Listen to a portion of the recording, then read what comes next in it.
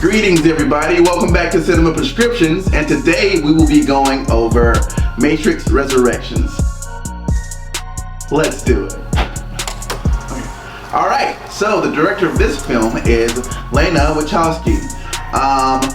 With her sister, Lily Wachowski, they both directed all the films in the Matrix trilogy, so she's no stranger to this series. And she's also directed with her sister Speed Racer, Jupiter Ascending, and Cloud Atlas.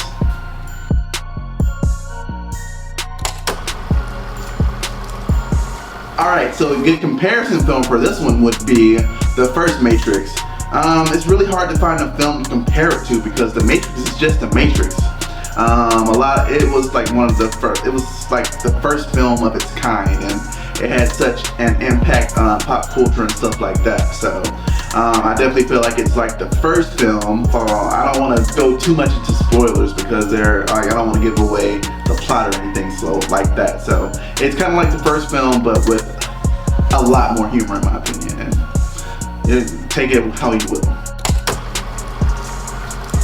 The budget for this film was not disclosed. I know most Matrix films were around 150 million, so I can assume this film is at 150 million or less, because I don't feel like it would have as many visual effects as the first, second, or third one, in my opinion.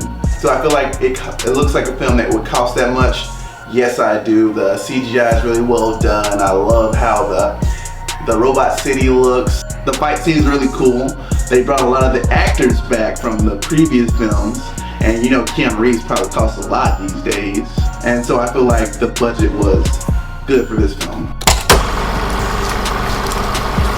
Alright, so the synopsis for this film is: to find out if his reality is a mental or physical construction, Mr. Anderson, aka Neo, will have to choose to follow the White Rabbit once more. If he's learned anything, it's that the choice, while an illusion, is still the only way out of or into the Matrix. Neo already knows what he has to do, but what he doesn't know yet is that the Matrix is more stronger, more secure, and far more dangerous than ever before. I like how the film doesn't give you too much information. The trailers do not give you too much information. They always try to keep you guessing on whether Neo is really in the Matrix.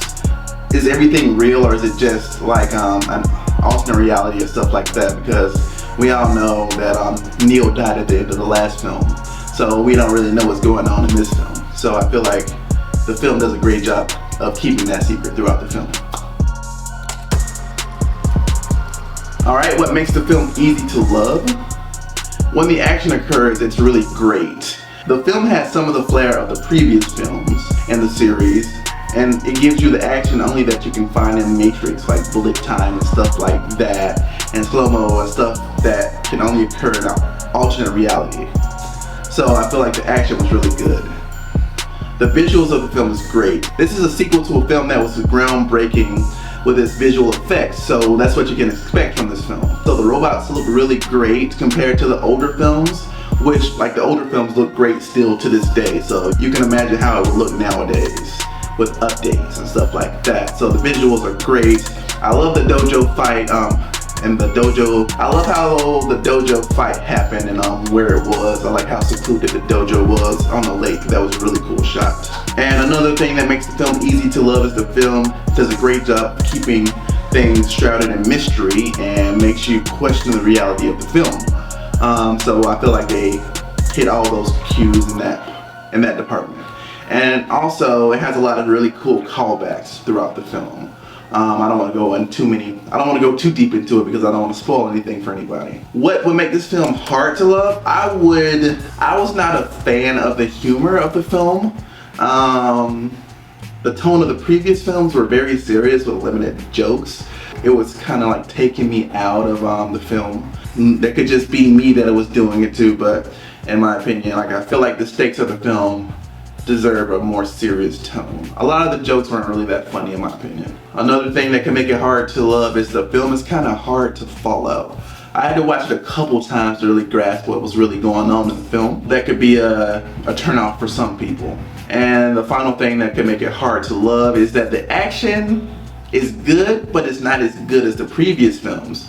This could be because the stunt coordinator from the previous films wasn't working on this film in that capacity. He was in the film though as a character, so I don't want to spoil that either.